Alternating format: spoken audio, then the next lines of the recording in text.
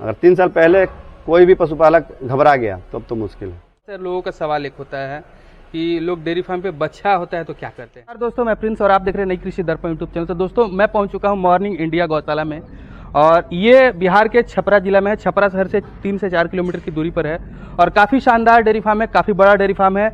और सबसे खुशी की बात है, सबसे अच्छी बात यहाँ पे ये है कि ब्रीडिंग पर कार्य हो रहा है। ब्रीडिंग पर कार्य करने का सबसे बड़ी खासियत ये है, और सबसे बड़ी बात होती है कि अच्छे पशुधन आप तैयार कर सकते हैं। उसके लिए आपको धैर्य की जरूरत होती है। तो उसी संदर्भ में मैं यहाँ पे आ चुका हूँ, क्योंकि अगर हमें आगे बढ़ बेरोजगारी दूर करने के लिए तो हमें रोजगार तो ढूंढना जरूरी है। डेयरी फार्म एक अच्छा रोजगार भी है। ये चीज़ बहुत से लोगों का जो मन में सवाल होता है, मैं उनको बता दूं कि काफ़ी अच्छा रोजगार है। लेकिन इस बेरोजगारी को दूर करने के बाद कुछ समय के बाद आप ब्रीडिंग पर भी जाए, ताकि आपको अच्छे से अच्छी पशुधन की प्राप्ति हो। तो इस कारण से मैं यहाँ पे आ चुका हूँ। और किस परिस्थिति में इस फार्म की शुरुआत हुई थी, क्योंकि इन्होंने जब शुरुआत की काफ़ी शौक था उनको। घर में लोग जैसे यूज़ करते हैं पशुओं को, उस तरीके से इन्होंने पशु रख रखा था, और यूट्यूब चैनल देख करके इन्होंने सीख लिया, और काफ़ी आज इतना बड़ा फार्म इन्होंने तैयार कर रखा है। तो सारा डिटेल्स इस वीडियो में हम लेते हैं। उसके पहले मैं आपसे रिक्वेस्ट करूंगा कि आप हमारे चैनल पर हैं तो प्लीज़ सब्सक्राइब कर लीजिएगा, साथ में बेल आइकन का बटन को प्रेस कर लीजिएगा, ताकि जब भी मैं वीडियो बनाऊँ तो आपको अपडेट जो मिलता रहे। तो फार्म दिखा देता हूँ, काफ़ी बड़ा है। और उसके बाद ये आपको फार्म मैं दिखा दूँ, काफ़ी बड़ा फार्म है। और इस तरह का फार्म हमारे बिहार में डेवलप अभी हो रहा है, और काफ़ी अच्छी बात है कि हमारे बिहार में भी इस तरह का फार्म देखने को मिल रहा है, क्योंकि हमें अगर बिहार को बदलना है तो जरूर कुछ ना कुछ करना होगा। और उसी कारण से भी मैं यहाँ पे आ चुका हूँ। और इतने बड़े फार्म में कितना मुनाफा हो पाता है, नहीं हो पाता है, ये सारी चीज़ जानेंगे। और फैसिलिटीज़ की वगैरह की बात करें तो अलग अलग तरह का बाड़ा इन्होंने बना रखा है, और हर एक पशु के लिए अलग अलग जगह। ये आप नाद देखेंगे, नाद में फीड वगैरह डाला गया, दोपहर का टाइम है, और काफ़ी अच्छा फार्म है। बिल्कुल वीडियो के अंत तक बने रहिएगा, जानकारी बिल्कुल ही आपको अच्छी लगेगी। तो आइए मैं ऑनर से बात करता हूँ, पूरी जानकारी लेता हूँ। नमस्कार सर, स्वागत है हमारे इस यूट्यूब चैनल पर। सबसे पहले आप अपना परिचय दे दीजिएगा, और ये आपका फार्म कहाँ पर ये बता दीजिएगा। पहले तो आपका स्वागत है छपरा शहर में। और पहला नंबर की आज ऐसा दिन है जो सृष्टि के सबसे पहले गौपालक का जन्मदिन है। जी बिल्कुल। और बहुत बहुत धन्यवाद, आपने हमारा स्वागत किया अपनी धरती पर। जन्माष्टमी, कृष्ण जन्माष्टमी पर आपने यहाँ आया और बहुत अच्छा लगा। जी। और तो सर, सबसे पहले मेरा सवाल होगा कि आपको ये गौ पालन का जुनून कहाँ से पैदा हुआ, और कितने पशु से शुरुआत किए थे? जुनून देखिए, एक तो पहले हम लोग घर पे पहले से ही हम लोग गाय 1-2 रखते थे। जी। लेकिन मेरी माँ का बहुत शौक था कि गाय का मतलब गाय का जो गौपालन सीखे, हम अपनी माँ से ही सीखे। अच्छा। और उन्होंने शौक धीरे धीरे हम लोग, आप लोग का यूट्यूब चैनल भी बहुत बड़ा सपोर्ट किया कि भाई कुछ सीखने को मिला नया। जी। तो आप लोग का भी सहयोग रहा है इनडायरेक्ट। जी। तो मतलब शुरुआत आपके घर में घरेलू यूज के लिए आपने पशु रखा था? हाँ। कितना पशु रखा था सर? 1 रखे थे, धीरे धीरे वो 2-3 हो गया। 3 के बाद हमने कभी नहीं बढ़ाया। तो व्यावसायिक रूप से मतलब कब शुरुआत में आए थे? व्यावसायिक रूप से मैं लगभग 3 साल से। 3 साल से व्यावसायिक रूप में आ पाए? हाँ। अच्छा, तो जैसे परेशानी बहुत सारा होता है, अनुभव का न होना, या डेयरी में कैसे रख रखाव किया जाता है, इन सभी चीज़ों को देखते हुए सर क्या क्या आपको मतलब कि परेशानियाँ झेलनी पड़ी थी? परेशानियाँ देखिए, शुरुआत में तो किसी काम में आती ही हैं। लेकिन धीरे धीरे जब अनुभव आपको हो जाएगा तो परेशानियाँ अपने आप दूर होती जाएंगी। अच्छा। थोड़ा सा लेबर प्रॉब्लम स्टार्टिंग में हुआ। अच्छा। लेकिन अब लेबर प्रॉब्लम में कोई दिक्कत नहीं है। तो अभी आपके पास टोटल आपके फार्म में कितने पशु, बछिया वगैरह सब मिला के लगभग 60+ है। 60+ है। अच्छा, तो पशुओं की खरीदारी कहाँ से करते हैं? पशुओं की खरीदारी किसान जो अगल बगल से किसान होते हैं, या हमारा यूपी बॉर्डर लगता है तो उधर साइड से भी आती है। किस तरह का नस्ल, कौन से नस्ल आप रखना पसंद करते हैं अपने फार्म में? साहिवाल है जी, और गिर भी है। अच्छा। और HF क्रॉस ब्रीड भी है। तो HF क्रॉस में मतलब कितने परसेंटेज का क्रॉस रखते हैं? मान के चलिए 70% है। 70% HF और बाकी 30% देसी क्रॉस ब्रीड है। जी। तो इसके पीछे मुख्य कारण क्या हो सकता है आपका, ये इस तरीके से क्रॉस रखने के पीछे? मेन है वातावरण में ढलना। अच्छा, हम लोग के वातावरण में ढलना। क्रॉस ब्रीड में थोड़ा सा सहन शक्ति ज़्यादा रहती है। अच्छा, मौसम का। तो मुश्किल इसी कारण से आपने इन सभी को रखा। तो परेशानी जैसे रोग वगैरह को लेकर के शुरुआत में काफ़ी होता है, अनुभव तो आपको था नहीं, क्योंकि घर पे आपने पर्सनल इसके लिए रखा था। उसके बाद व्यावसायिक रूप में आप आए, तो व्यावसायिक रूप में कितना पशु लेकर के आए थे? एकदम थोड़ा करके बढ़ाया। थोड़ा जैसे कितने महीने के अंतराल पर आपने बढ़ाना? मतलब 3 साल के अंदर में 2 करके 3 महीना पे 2 महीना पे 2-3 पशु करके बढ़ाते गए धीरे धीरे। 2-3 पशु करके आपने बढ़ाया था। अच्छा, उसके बाद फिर जैसे परेशानी रोग को लेकर के थोड़ा सा बताएंगे आप, क्योंकि ये मुख्य होता है डेयरी में। जिस डेयरी में रोग नहीं आया वो समझिए डेयरी सफल हो जाता है, रोग जहाँ गया वो बर्बाद होने के कगार पे हो जाता है। देखिए, रोग जो है ना, थोड़ा सा अनुभव नहीं रहता है तो रोग ज़्यादा ही थोड़ा सा उस समय एक्टिव हो जाता है। जी। और मुख्य है रिपीटर है रोग में, और प्लस मेस्टाइटिस बहुत परेशानी करती है। मेस्टाइटिस में पशु एकदम खत्म हो जाता है, मतलब समझिए कि दूध एक ब्यात खत्म हो जाता है। हाँ, एक ब्यात तो खत्म ही हो जाता है, उसके बाद मैस्टाइटिस शुरुआत में हम लोग के यहाँ बहुत तंग किया, लेकिन अब धीरे धीरे कंट्रोल में। क्योंकि वो खाना भी तो खाती है, उसका खर्चा लगता है, लेकिन वो इनकम नहीं आ पाता है कुछ। ये बिल्कुल सही है सर।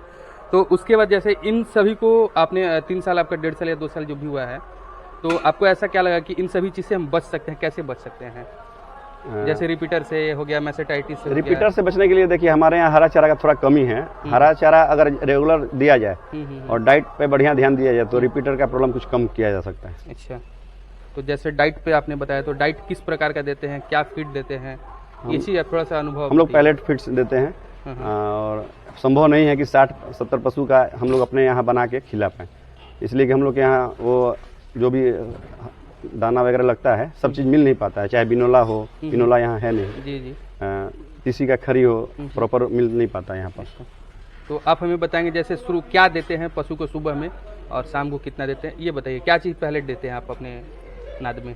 जैसे कि अभी हम लोग हरा चारा का लगभग 20 रोज से उपलब्ध करा रहे हैं। यूपी बॉर्डर लगता है, वहाँ से रोज 2 दिन पे एक पिकअप हम लोग मंगाते हैं और सुबह में हरा चारा और उसके बाद भूसा और दाना मिक्स करके उसमें देते हैं लोग। दाना में क्या क्या मिक्स करके देते हैं सर? दाने में वही पैलेट फीड्स देते हैं। पैलेट फीड्स कौन सा सर यूज़ करते हैं आप?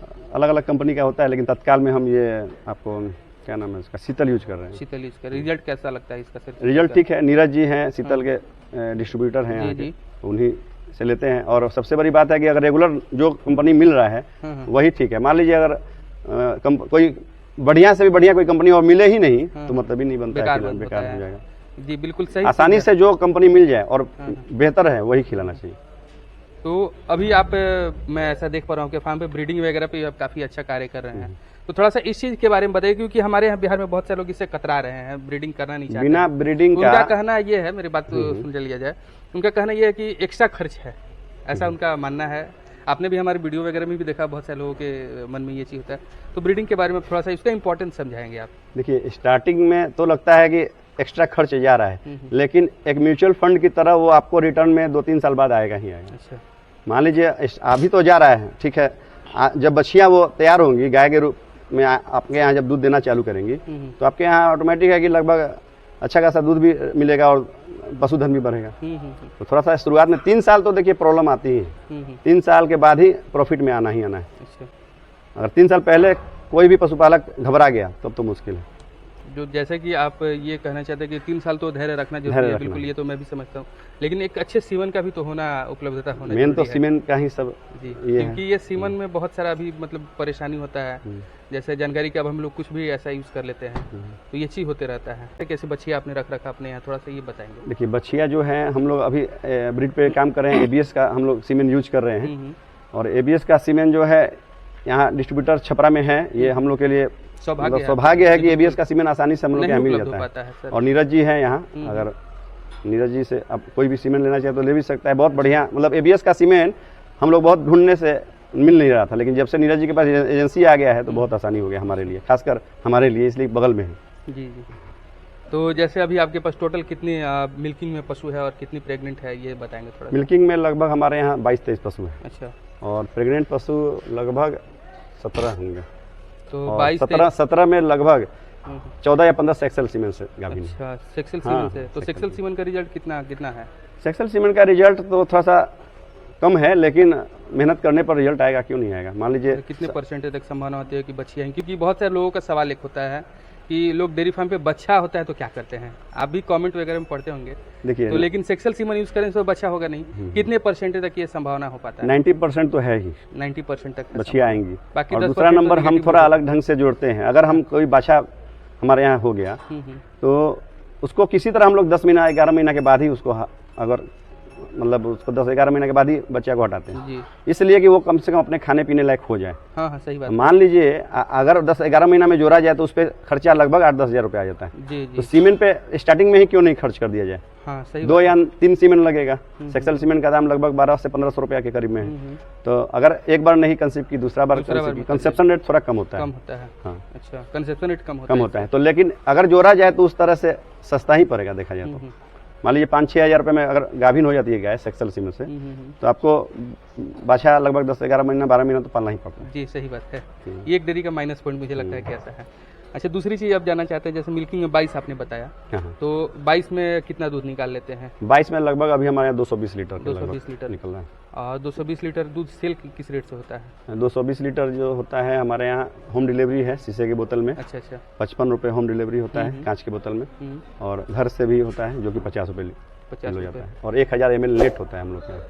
1000 ml नेट होता है क्वांटिटी। तो जैसे कि अब 55 और 50 का रेट आपने बताया, तो खिलाने का खर्च वगैरह देखेंगे तो कितना कर देते हैं फिर भी? खिलाने का खर्च या पूरा लेबर वगैरह सब, क्योंकि लेबर ओरिएंटेड आपका फार्म है, पूरे लेबर पर ही डिपेंड। अभी एक्चुअल में क्या है कि अभी नो प्रॉफिट नो लॉस ही देखा जाए तो होगा। अगर देखा जाए तो नो प्रॉफिट नो लॉस है, लेकिन इनडायरेक्ट बछिया में देखा जाए तो वो बेनिफिट हो रहा है, वो प्रॉफिट है, हो रहा है, धीरे धीरे हो रहा है। वो एक बछिया समय तैयार में हो जाके आपको रही है। उसका हमारे यहाँ बेनिफिट लगभग 20-22 बछिया प्लस है। 22 बछिया प्लस है।